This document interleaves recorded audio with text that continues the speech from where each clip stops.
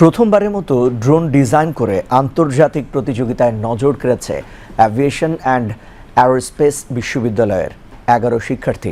যুক্তরাষ্ট্রে অনুষ্ঠিত এই প্রতিযোগিতায় ১৫৯টি বিশ্ববিদ্যালয়ের মধ্যে তারা অর্জন করেছে গৌরবময় ১৮তম স্থান।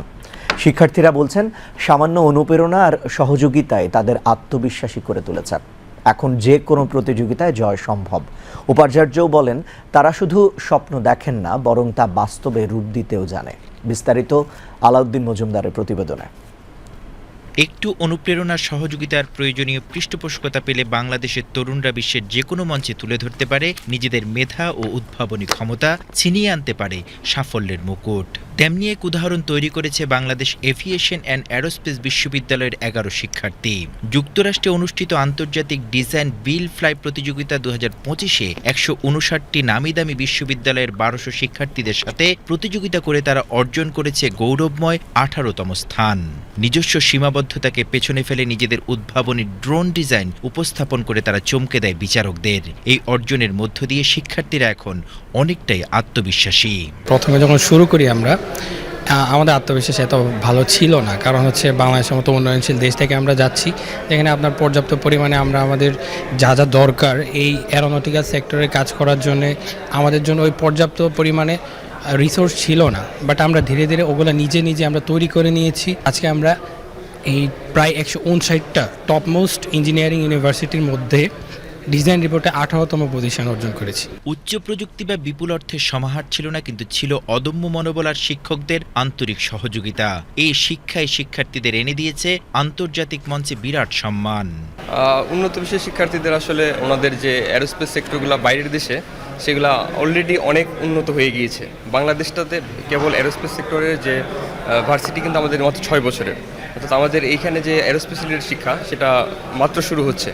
তো এই শুরু হওয়ার পর্যায়ে আমরা যেহেতু ওই দেশ থেকে ঘুরে আসতে পেরেছি এবং একটা সুন্দর সোশ্যাল গ্যাদারিং ছিল সেখানে, তাদের সাথে আমরা কথা বলতে পেরেছি, তাদের সাথে জ্ঞান বিনিময় করতে পেরেছি, যেটার কারণে আমাদের আগের থেকে আরও বেশি আত্মবিশ্বাস বাড়তেছে। অ্যারোস্পেস ইঞ্জিনিয়ারিং বিভাগের chairman group captain doctor Saifur Rahman Bakaul বলেন, শিক্ষার্থীরা সীমিত প্রযুক্তি ও আর্থিক সীমাবদ্ধতা থাকা সত্ত্বেও অসাধারণ মেধা ও দক্ষতার পরিচয় দিয়েছে।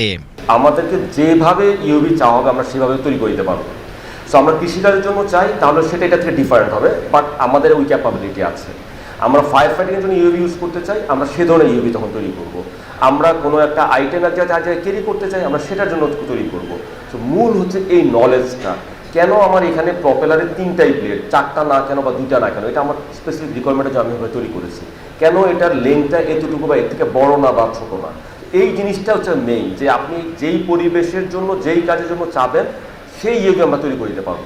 আন্তর্জাতিক ডিজাইন বিল ফ্রাই প্রতিযোগিতায় অসাধারণ সফলতার জন্য শিক্ষার্থীদের বিশ্ববিদ্যালয়ের পক্ষ থেকে আনুষ্ঠানিকভাবে সংবর্ধনা দেওয়া হয়।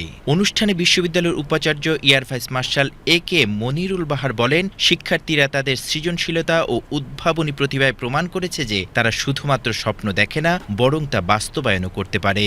আমরা প্রমাণ করেছি, যদি সঠিক দিক নির্দেশনা, রাষ্ট্রীয় সহায়তা এবং প্রয়োজনীয় অবকাঠামোগত আনুকূল্য পাই, তবে আমরা আমাদের গন্তব্য মহাকাশ ছাড়িয়ে যাবে ইনশাল্লাহ।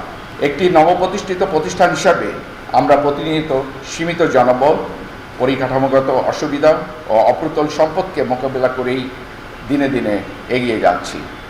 মানসম্পন্ন শিক্ষা নিশ্চিত করতে আমাদের পথ কখনোই সহজ ছিল না।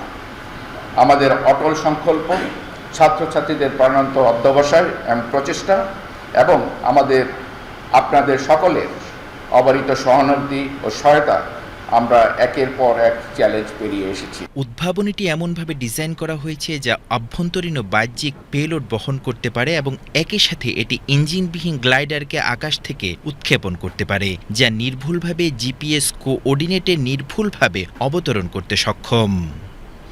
Alauddin Majumdar, BTV news, Dhaka.